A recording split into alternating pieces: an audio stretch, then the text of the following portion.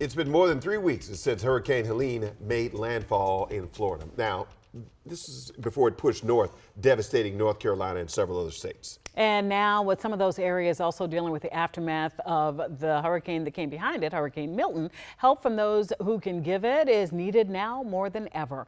Our Jess Arnold joins us live from Southwest D.C. this morning. And Jess, a crew from D.C. Water is about to leave there in less than an hour to make an impact in North Carolina.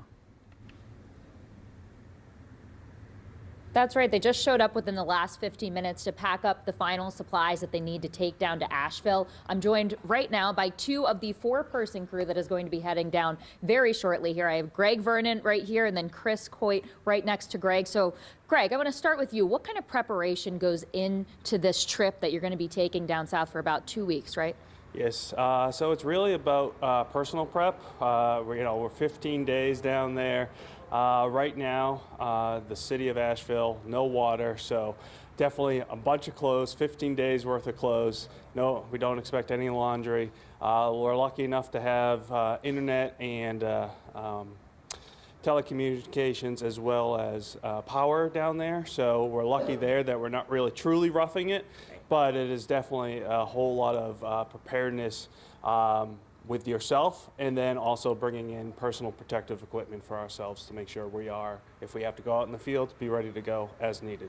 Right, and it's a lot of support that's needed. Obviously, you said no water that people have been dealing with for weeks now. So, Chris, what kind of support are you offering when you get down there? So really, we're able to provide the combined experience of the emergency response and the emergency response side of it with the water utility experience.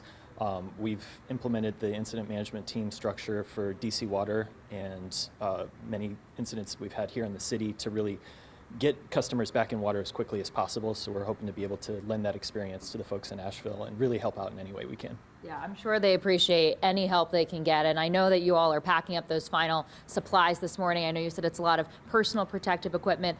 What else are you expecting to bring with you or to be able to help out with once you get down there, Greg? Well, obviously behind you, definitely bottles of water. We need to be prepared, our own hydration, food. Obviously we need to be as self-sufficient as possible when we get there, so we're not taxing their resources when we show up.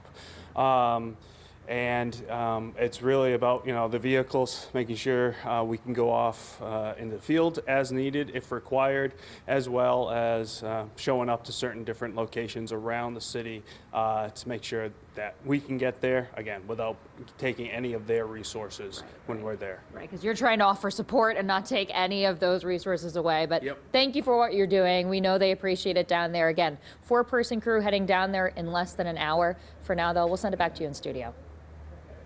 Jess Arnold, thank you so much. And we also have had crews from Maryland and Virginia's Task Force 1 in areas impacted by Milton and Helene. Last night, the Montgomery County Fire and EMS Department announced Maryland Task Force 1 is expected to return home today after helping out in Florida. Virginia Task Force 1, which is based in Fairfax County, is still assisting with response to the storm down in Florida. And remember, if you want to help those impacted by the hurricanes, just text the word HELP to 202-895-5599 and we'll send you back a text with a link to verified resources.